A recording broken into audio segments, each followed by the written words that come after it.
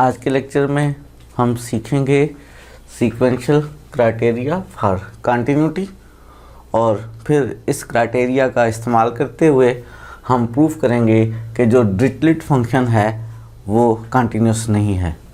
Start करते हैं आज का लेक्चर।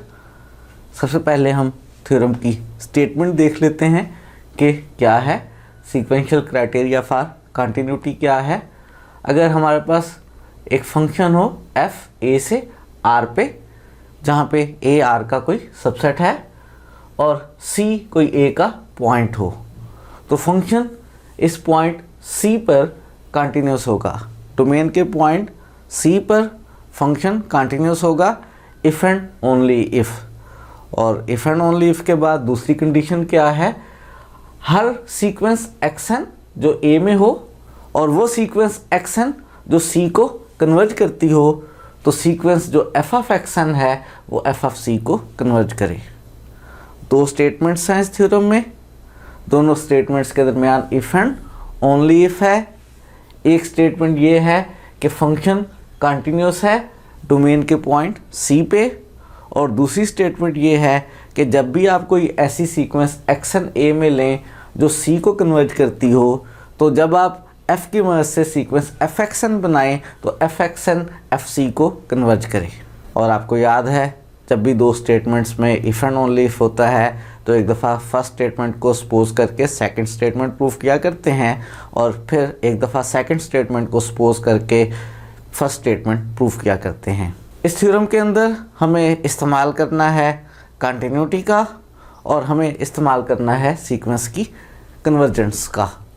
तो ज़रा रिवाइज कर लेते हैं कि फंक्शन डोमेन के पॉइंट c पर कब कंटिन्यूस होता है। कोई भी फंक्शन f अगर a से r पे है, जहाँ a r का सबसेट है, c कोई a का पॉइंट है, तो हम कहते हैं फंक्शन f जो है वो c पर कंटिन्यूस होगा अगर हर पॉजिटिव एप्सिलॉन के लिए हमें एक पॉजिटिव डेल्टा मिल जाए। इस तरह से कि जब भी आप x डोमेन में से लें वो x लें जो c से डेल्टा डिस्टेंस पर हों, यानी जिनके लिए x माइनस सी का मॉडुलस डेल्टा से लेस हो, तो f of x minus F of C का मॉडुलस एप्सिलॉन से लेस आ जाता हो। अगर ये कंडीशन फुलफिल होती हो तो हम कहते हैं फंक्शन पॉइंट c पर कंटिन्यूस है।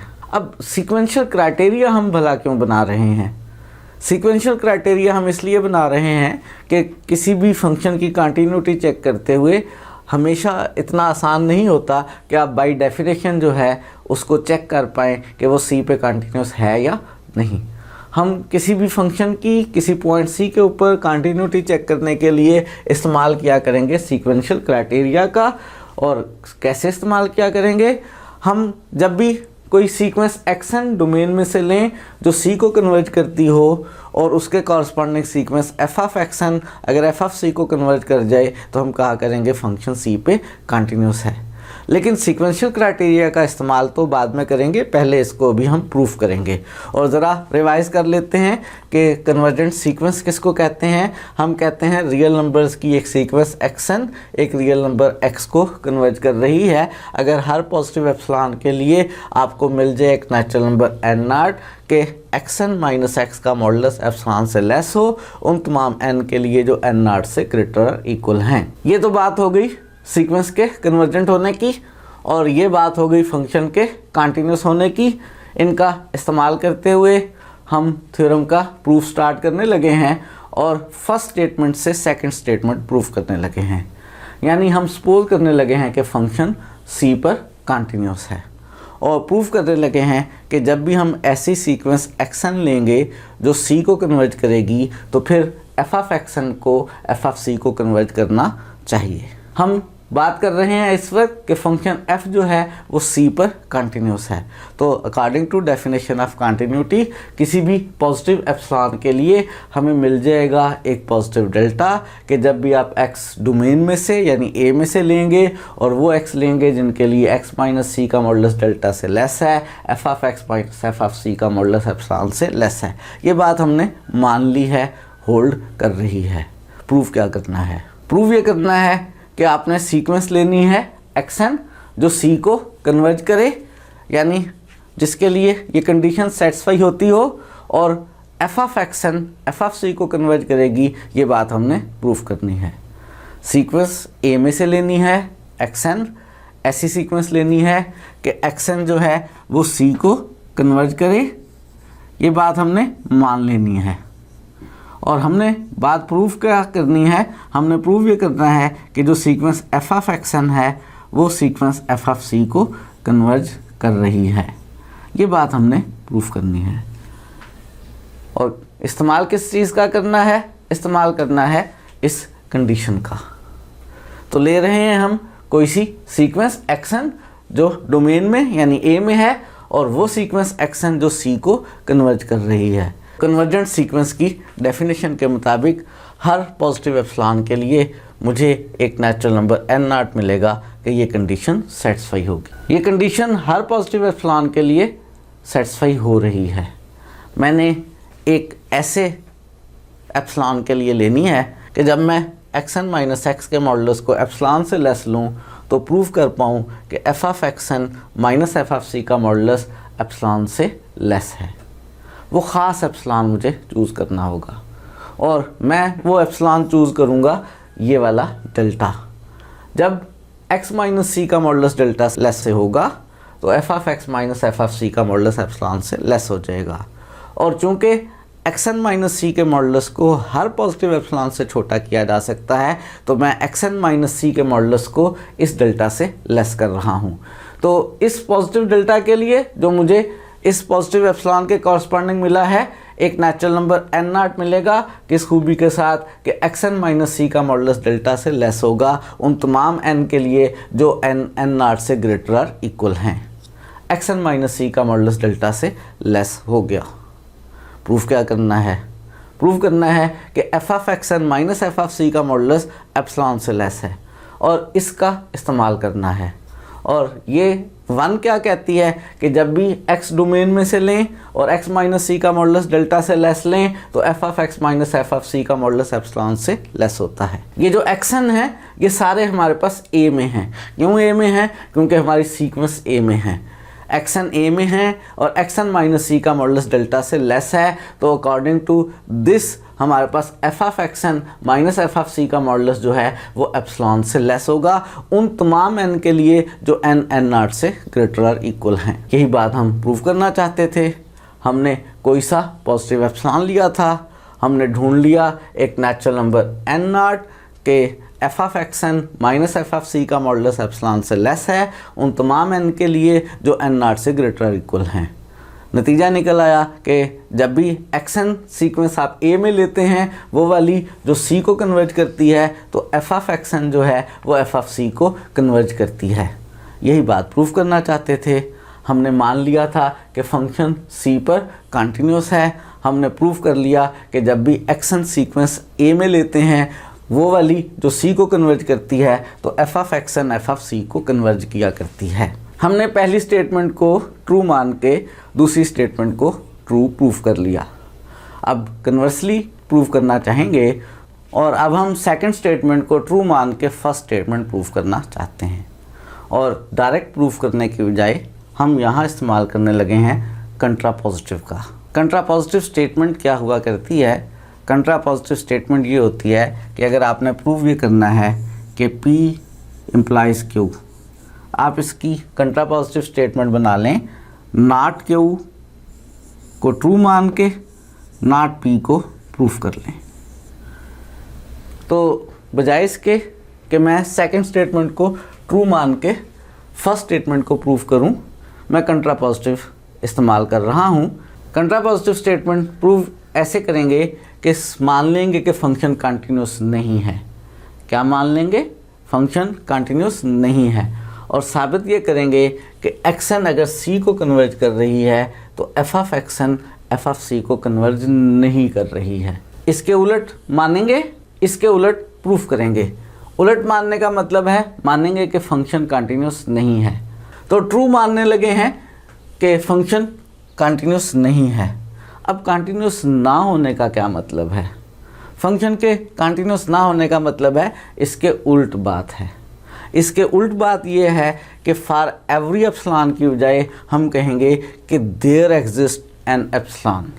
उस एप्सिलॉन का नाम हम एप्सिलॉन नॉट रख रहे हैं कि हमारे पास एक एप्सिलॉन नॉट पॉजिटिव है और देयर एग्जिस्ट डेल्टा की बजाय हम कहेंगे कि इस एप्सिलॉन नॉट पॉजिटिव के corresponding for all positive delta जब भी आप x a में से लेते हैं और वो लेते हैं कि x माइनस सी का मॉडुलस डेल्टा से लेस है, तो f of x minus f of c का मॉडुलस एप्सिलॉन से लेस नहीं आता, यानी f of x minus f of c का मॉडुलस एप्सिलॉन नॉट से ग्रेटर और इक्वल आता है। नॉट कंटिन्यूस का मतलब ये है, यानी हमें एक ऐसा पॉजिटिव एप्सिलॉन मिल रहा है कि उस पॉजिटिव एप्सिलॉन के कॉरस्पॉन्डिंग जब भी आप कोई सा भी डेल्टा लेते हैं और डोमेन में से वो पॉइंट्स लेते हैं कि x माइनस सी का मॉडुलस डेल्टा से लेस होता है, तो f of x minus f of c का मॉडुलस एप्सिलॉन से लेस नहीं बल्कि इस एप्सिलॉन नॉट से ग्रेटर और इक्वल आ जाता है। ये बात हम ट्रू मान रहे हैं। हम मान रहे हैं कि फंक्शन कंटिन्यूस नहीं है। प्रूव क्या करना है? प्रूव ये करना है कि एवरी सीक्वेंस की बजाय हमें ढूंढनी है एक ऐसी सीक्वेंस xn जो c को कन्वर्ज करे और f of xn f of c को कन्वर्ज ना करें। इसकी निगेशन बनेगी कि एक ऐसी सीक्वेंस xn मिल रही है डोमेन में जो c को कन्वर्ज करती हो और f of xn f of c को कन्वर्ज ना करती हो। तो मैंने ढूंढनी है एक ऐसी सीक्वेंस xn जो c को कन्वर्ज करती हो और f of xn f of c को कन्वर्ज ना करती हो। किस बात को सही मानते हुए? इस बात को सही मानते हुए कि फंक्शन कंटिन्यूस नहीं है। अब वो ऐसी सीक्वेंस कैसे ढूंढी जाए xn के वो c को कन्वर्ज करती हो और f of xn f of c को कन्वर्ज ना करती हो? वो सीक्वेंस ढूंढने के लिए हम फंक्शन की नॉट कंटिन्यूटी एट c का इस्तेमाल करेंगे। हमारे पास एक पॉजिटिव एप्सिलॉन नॉट मौजूद है कि हर डेल्टा के लिए जब भी x माइनस सी का मॉडुलस डेल्टा से लेस लेते हैं, वो डेल्टा मैं ख़ास तरह के ले रहा हूँ। वो डेल्टा मैं ले रहा हूँ 1, वो डेल्टा ले रहा हूँ 1/2, वो डेल्टा ले रहा हूँ 1/3 और सो ऑन। जब भी मैं x माइनस सी का मॉडुलस डेल्टा से लेस लेता हूँ, यानी x माइनस सी के मॉडुलस को मैं 1 से लेस लेता हूँ, तो मेरे पास f of x minus f of c का जो मॉडुलस है वो एप्सिलॉन नॉट से ग्रेटर और इक्वल आता है। x माइनस सी का मॉडुलस 1 से लेस लेता हूँ।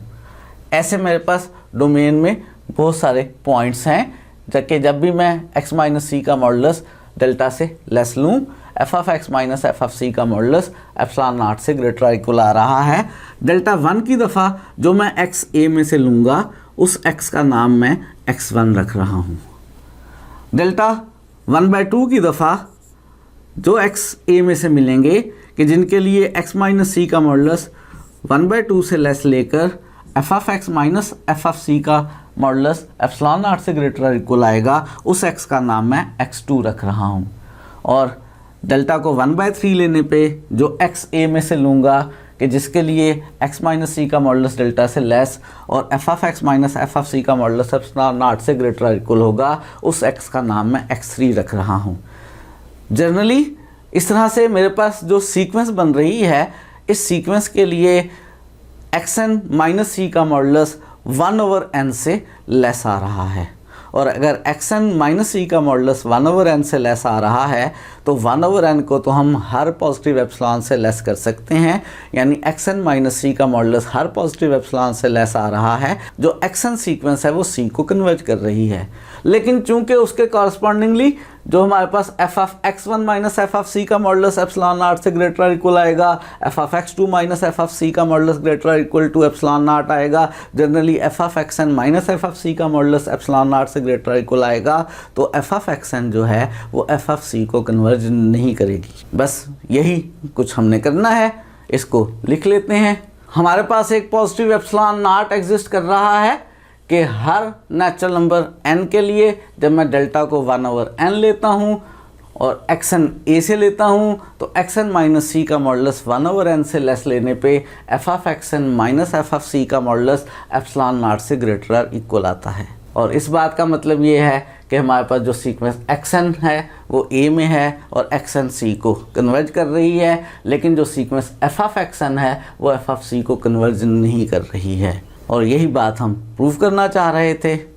हमने सेकंड स्टेटमेंट से फर्स्ट स्टेटमेंट को प्रूव करना था और हमने इस्तेमाल किया कंट्रापोजिटिव का, मान लिया फर्स्ट स्टेटमेंट ट्रू नहीं है और साबित कर दिया कि सेकंड स्टेटमेंट भी ट्रू नहीं है। सेकंड स्टेटमेंट ये थी कि हर वो सीक्वेंस एक्सन जो ए में हो और सी को कन्वर्ज करती हो तो F of x n F of C को कन्वर्ज करती है, और हमने ये प्रूव करना था कि ये ट्रू नहीं है। तो हमने ढूंढनी थी एक सीक्वेंस एक्सन ए में जो सी को कन्वर्ज करे लेकिन F of x n F of C को कन्वर्ज ना करे। वो सीक्वेंस हमने ढूंढ ली है। वो सीक्वेंस एक्सन हमने ढूंढ ली है कि एक्सन जो है वो सी को कन्वर्ज कर रही है।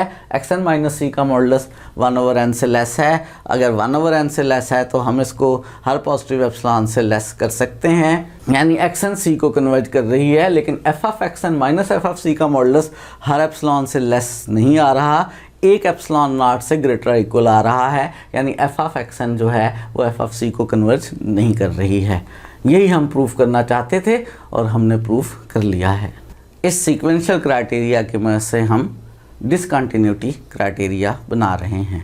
डिसकंटिन्यूटी क्राइटेरिया ये बनेगा कि अगर ए आर का सबसेट है, एफ ए से आर पे फंक्शन है, सी कोई ए का पॉइंट है और हमने प्रूव ये करना है कि फंक्शन सी पे कंटिन्यूस नहीं है, डिसकंटिन्यूस है, तो हमें एक सीक्वेंस ढूंढनी है एक्सन जो ए में हो, जो सी को कन्वर्ज करती हो, लेकिन एफ ऑफ एक्सन जो है वो एफ ऑफ सी को कन्वर्ज ना करती हो।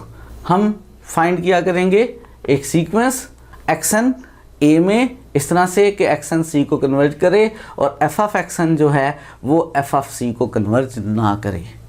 वो किसको कन्वर्ज करे या वो डाइवर्ज करे हमें इससे कोई कंसर्न नहीं है, बस वो एफ ऑफ सी को कन्वर्ज ना करे ये हमने बनाना हुआ करेगा। हमने डिसकंटिन्यूटी क्राइटेरिया बनाया है कि जब भी हमने किसी फंक्शन f को डोमेन के किसी पॉइंट c पे डिसकंटिन्यूस प्रूव करना होगा तो हम ढूंढेंगे एक ऐसी सीक्वेंस एक्सन जो c को कन्वर्ज कर रही हो, लेकिन f ऑफ एक्सन जो है वो f ऑफ c को कन्वर्ज ना कर रही हो। इस डिसकंटिन्यूटी क्राइटेरिया का इस्तेमाल कर रहे हैं हम डिरिचलेट फंक्शन के ऊपर। डिरिचलेट फंक्शन क्या होता है? डिरिचलेट फंक्शन की डेफिनेशन हमारे पास ये है कि ये फंक्शन r से r पर डिफाइन है और जब ये फंक्शन किसी रैशनल नंबर पे ऑपरेट होता है तो f ऑफ x का आंसर 1 आता है, और जब f ऑफ x जो है वो किसी इररेशनल x पे ऑपरेट होता है तो f ऑफ x का आंसर 0 आता है। और हम इस वक्त प्रूव ये करना चाहते हैं कि f is not continuous at any point of r। Real number कोई सा भी लें, फंक्शन उस पर कंटिन्यूस नहीं है। और इसको प्रूफ करने के लिए हम इस्तेमाल करेंगे डिसकंटिन्यूटी क्राइटेरिया का, और मैं इसको दो केसेस में प्रूफ करूँगा। एक केस में प्रूफ करूँगा अगर मैं रियल नंबर लूँ, एक ऐसा रियल नंबर जो इररेशनल हो। अब मुझे करना क्या है? मुझे ढूंढनी है एक सीक्वेंस। कैसी? ऐसी एक्सन डोमेन में हो, यानी रियल नंबर्स की सीक्वेंस हो, एक्सन सी को कन्वर्ज करती हो और एफ ऑफ एक्सन जो है वो एफ ऑफ सी को कन्वर्ज ना करती हो। मुझे एक ऐसी सीक्वेंस एक्सन ढूंढनी है। सी मेरे पास एक इररेशनल नंबर है और इररेशनल नंबर्स के लिए एफ ऑफ एक्स का आंसर हमेशा 0 है। ऐसी सीक्वेंस बनाने की कि एक्सन सी को कन्वर्ज करती हो, लेकिन एफ ऑफ एक्सन जो है वो एफ ऑफ सी यानी 0 को कन्वर्ज ना करती हो।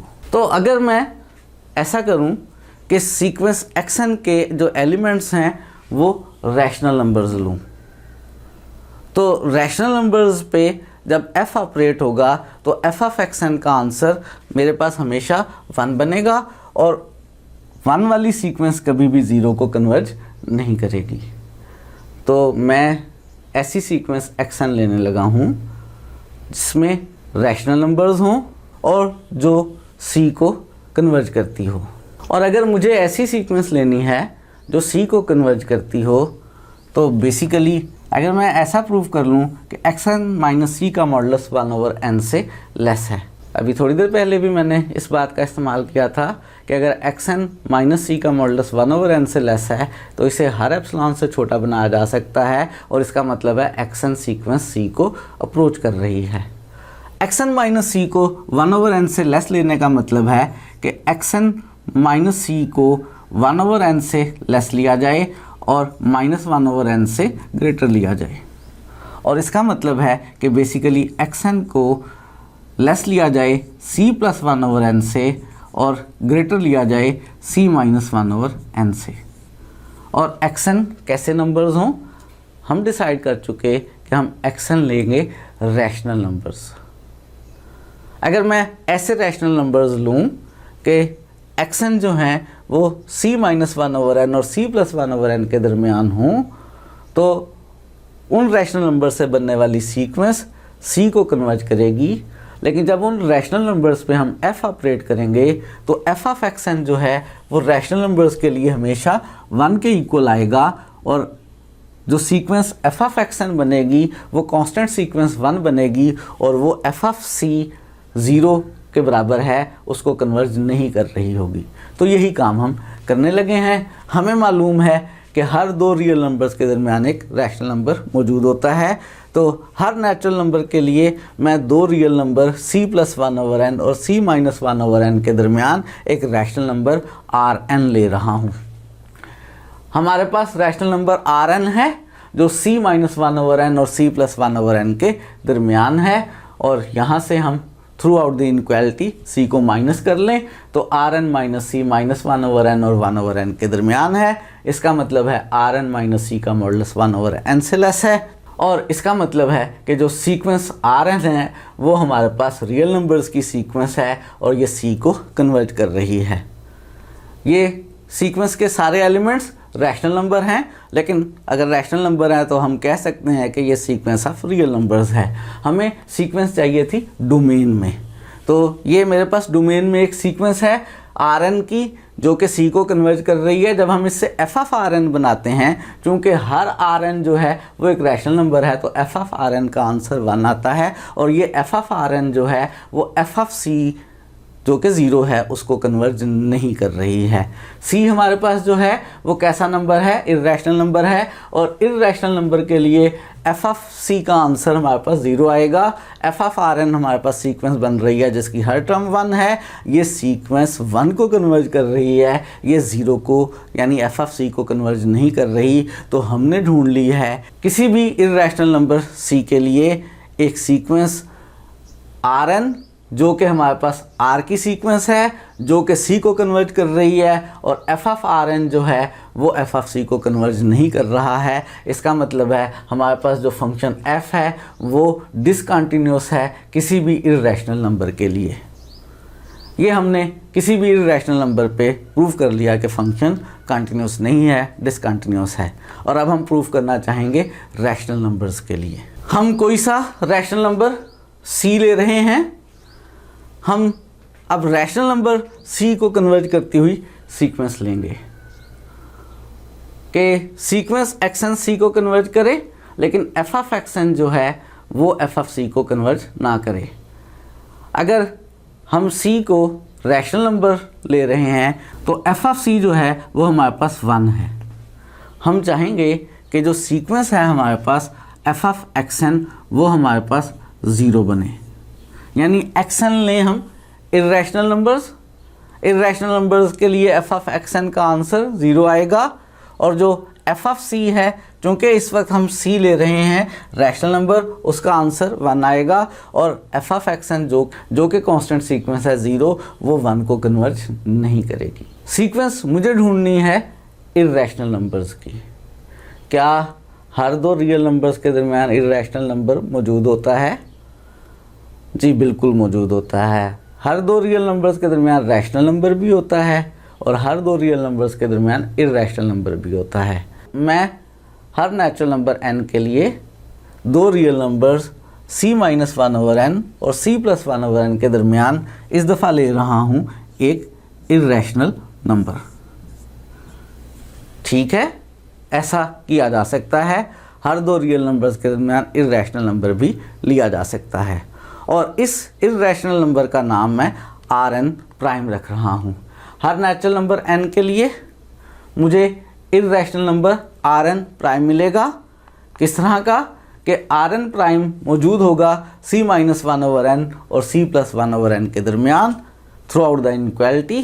क्या माइनस कर लिया जाए, c को माइनस कर लिया जाए, तो R N prime minus c minus one over N और वन ओवर एन के दरमियान है। और मॉडुलस की प्रॉपर्टी के मुताबिक R N prime minus C का मॉडुलस वन ओवर एन से लेस है। और क्या नतीजा निकला, इसका मतलब ये हुआ कि जो सीक्वेंस आर एन प्राइम है वो सी को कन्वर्ज कर रही है। ये सीक्वेंस मेरे पास इर्रेशनल नंबर्स की है, तो ऑब्वियसली ये सीक्वेंस ऑफ रियल नंबर्स भी है। ये मेरे पास एक सीक्वेंस है जो डोमेन में है और ये सीक्वेंस आर एन प्राइम्स की सी को कन्वर्ज कर रही है। और जब मैं इसकी मदद से sequence F of R N primes बनाता हूँ, तो चूँकि आर एन प्राइम्स मेरे पास इर्रेशनल नंबर्स हैं और डिरिचलेट फंक्शन की डेफिनेशन के मुताबिक F of R N prime का आंसर 0 होगा। और सी मेरे पास चूँकि रैशनल नंबर है, एफ ऑफ सी का आंसर 1 है। तो ये जो sequence F of R N prime है जो कि कांस्टेंट सीक्वेंस है, जिसकी हर टर्म 0 है, ये 1 को कन्वर्ज नहीं कर रही है, ये 0 को कन्वर्ज कर रही है। बहरहाल अगर ये 1 को कन्वर्ज नहीं कर रही है तो इसका क्या मतलब हुआ, इसका मतलब हमारे पास ये हुआ कि जो फंक्शन f है वो रैशनल नंबर c के ऊपर कंटिन्यूस नहीं है। पहले हमने साबित किया था कि फंक्शन जो है वो इर्रेशनल नंबर्स पे कंटिन्यूस नहीं है। अब हमने साबित ये किया है कि फंक्शन जो है वो रैशनल नंबर्स पे भी कंटिन्यूस नहीं है। तो दोनों को मिलाएं तो ये नतीजा निकला कि जो हमारे पास फंक्शन f है वो किसी भी रियल नंबर पे कंटिन्यूस नहीं है। तो हमने इस वक्त ये प्रूव किया है कि जो डिरिचलेट फंक्शन है वो किसी भी रियल नंबर पे कंटिन्यूस नहीं है। वो रियल नंबर चाहे इर्रेशनल नंबर हो और वो रियल नंबर चाहे रैशनल नंबर हो। आज के लेक्चर में हमने सीक्वेंशियल क्राइटेरिया ऑफ कंटिन्यूटी का थ्योरम प्रूफ किया है। फिर उसकी मदद से हमने सीक्वेंशियल क्राइटेरिया ऑफ डिसकंटिन्यूटी लिखा है कि कैसे प्रूफ करेंगे कि कोई फंक्शन किसी डोमेन के एलिमेंट के ऊपर डिसकंटिन्यूस है with the help of sequences. और फिर हमने उसका इस्तेमाल करते हुए प्रूव ये किया है कि जो डिरिचलेट फंक्शन है वो डोमेन के किसी भी पॉइंट के ऊपर कंटिन्यूस नहीं है। आज के लिए इतना ही, मज़ीद चीज़ें सीखेंगे आने वाले लेक्चर्स में।